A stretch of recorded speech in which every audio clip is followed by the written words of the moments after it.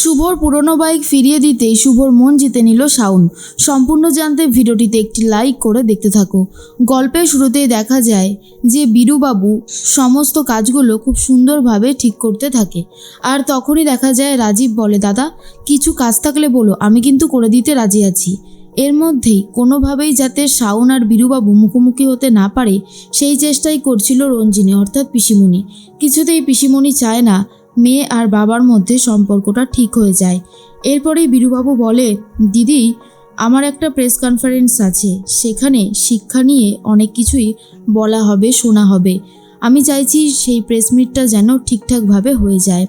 রঞ্জিনী বলে, বীরু তুই একদম চিন্তা করিস না, দেখবি প্রেস মিটটা খুব ভালো হয়ে যাবে। আমি বলছি তো, তুই চিন্তা করিস না একদম। বীরুবাবু বলে, সেটাই তো দিদি, ওই প্রেস কনফারেন্সটা অনেক বড়সড় হতে চলেছে। আমি চাই ওটা যেন খুব সুষ্ঠুভাবে ভালোভাবে হয়ে যায়। আর তখনই মনে মনে একটা কথাই ভাবছিল রঞ্জিনী, যে কোনোভাবেই তোর এই ইচ্ছেটা পূরণ হবে না, কারণ সেই রাস্তাই আমরা বন্ধ করে দিয়েছি। এরপরে ম্যাডি সমস্ত কিছু প্ল্যান ঠিক আছে কি না সেটা খবর নিয়ে নেয়।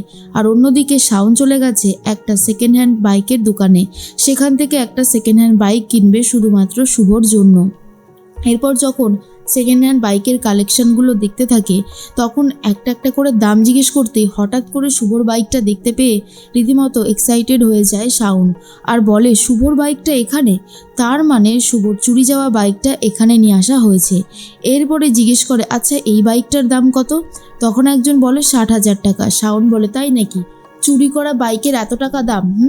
এরপরেই সেই গুন্ডাগুলো বলে, কি বলছেন আপনি? আপনার নিতে হলে নিন, আর না হলে এখান থেকে চলে যান। শাওন বলে, আমি তো এখান থেকে এটা নিয়েই যাব। এরপরেই গুন্ডাগুলোকে মারধর দেবে বলে ঠিক করে। তখনই তারা বলে, দেখুন আমরা জানি এটা রোহিত বলে একজনের বাইক, আর সে আমাদের কাছ থেকে 30,000 টাকা নিয়েছিল, কিন্তু সেই টাকাটা কোনোভাবেই ফেরত দিচ্ছিল না, তাই আমরা তার কাছ থেকে এই গাড়িটা নিয়ে চলে এসেছি। এরপরেই শাওন বলে, ওইটুকু টাকাই পাবেন, এর থেকে একটাও এক্সট্রা টাকা আপনারা পাবেন না, বুঝতে পেরেছেন? এরপরেই শাওন শুভর বাইকটা সেই দোকান থেকে কিনে নেয় আর ভাবে কত তাড়াতাড়ি শুভকে সারপ্রাইজ দেবে। শুভকে সারপ্রাইজ দিতে খুবই ভালো লাগে শাওনের। এর মাঝখানে শ্রীপর্ণাও বাইকটা দেবে বলে খুব উঠে পড়ে লেগেছিল, নতুন একটা বাইক শুভকে উপহার করবে। কিন্তু শাওন তার আগেই বাইকটা নিয়ে এসে হাজির হয়ে যায়, কিন্তু এখনও কাউকে বলেনি। এরপরে শাওনকে দেখে শুভ বলে, ম্যাডাম আপনি এখানে? শাওন বলে, কেন, আমি কি এখানে আসতে পারি না? বৃষ্টির সাথে আমার একটু দরকার ছিল। এরপরেই বৃষ্টি গেছে কুণালের সাথে কফি শপে, আর সেখানে গিয়ে তারা কথা বলতে থাকে। শুভ বলে, এখনও তো এখানে বৃষ্টি নেই, একটু সময় লাগবে ওর হয়তো আসতে, আপনি বসুন না। এরপরেই শুভর কথা শুনে শাওন বলে, না না ঠিক আছে, আমাকে নিয়ে এত ব্যস্ত হতে হবে না, আমি একদম ঠিক আছি। শুভ বলে, ম্যাডাম আপনি এই সময় এসেছেন, আপনার তো অনেক কষ্ট হয়েছে, বলুন, যা গরম। তখন শাওন বলে, একদমই না। এর মাঝখানে শ্রীপর্ণা তার মায়ের কাছ থেকে ঠিক টাকার ব্যবস্থা করেছে, আর যত তাড়াতাড়ি সম্ভব শুভকে একটা বাইক কিনে দেবে বলেও ঠিক করে। কিন্তু তার মা লতা কিছুতেই চায় না যে এই শুভর সাথে শ্রীপর্ণার কোনো একটা সম্পর্ক হোক। অলরেডি শুভর সাথে শাওনের যে ওঠাপড়াটা রয়েছে সেটা দেখতে কিন্তু বাড়ির সবারই কম বেশি ভালো লাগে। এরপরেই শুভর মা বলে, তুমি এসেছো মা, খুব ভালো হয়েছে, একটু বসো, আমি তোমার জন্য ভাত বেড়ে দিই। দুপুরবেলা এসেছো, গরম গরম ভাত খেয়ে তারপরেই যাবে। কিন্তু শাওন বলে, না না আন্টি, এখন আমি আর ভাত খাবো না, আমি একটা কারণের জন্যই এখন এসেছি। তখন শুভ শাওনকে সাইডে নিয়ে যায় আর বলে, ম্যাডাম আপনার কাছ থেকে আমার কিছু প্রশ্নের উত্তর পাওয়া বাকি আছে, আপনি কি সেই উত্তরগুলো দিতে রাজি? তখনই শাওন বলে, প্রশ্ন উত্তর? কি হয়েছে বলো তো শুভ, তোমাকে দেখে বেশ একটু অন্য রকমের লাগছে, কি বলতে চাইছো তুমি? শুভ বলে, আপনি পুরোটা শুনুন তাহলে বুঝতে পারবেন, ভালোবাসা মানে আপনার কাছে কি? এরপরেই শাওন একটু অন্য রকমের হয়ে যায় আর বলে, ভালোবাসা? এই শুভ, তোমার কি কোনো গার্লফ্রেন্ড আছে? এসব তুমি কি বলছো বলো তো, আমি কিন্তু তোমার কথা কিছুতেই বুঝতে পারছি না। শুভ বলে, বুঝতে পারছেন না ম্যাডাম, আমি তো খুব সিম্পলভাবেই জিজ্ঞেস করলাম।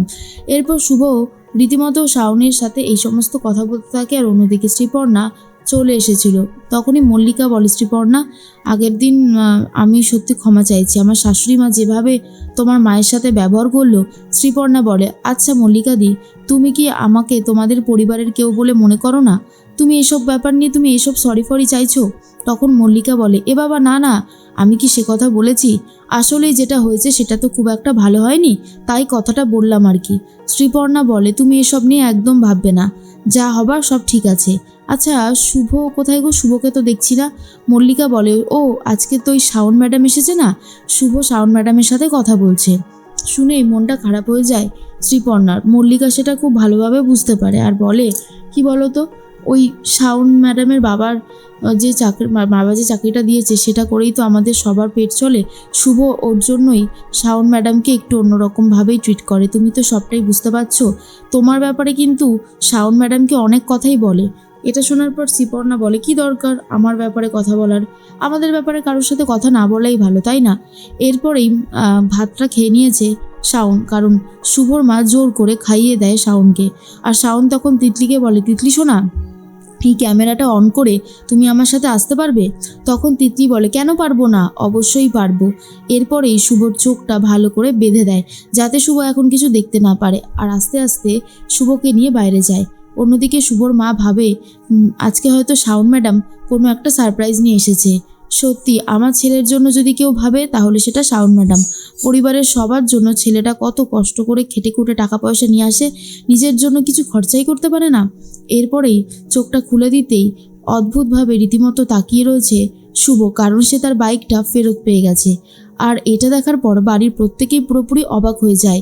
কি করে শাওন চুরি যাওয়া বাইকটা ফিরিয়ে নিয়ে আসলো এটাই বুঝে উঠতে পারছে না। অন্যদিকে শ্রীপর্ণা ভাবে, আমি তো ভেবেছিলাম শুভকে নতুন বাইক কেনার টাকা দেব, আর তার মাঝখানেই শাওন ম্যাডাম পুরনো বাইকটা ফিরিয়ে দিয়েছে।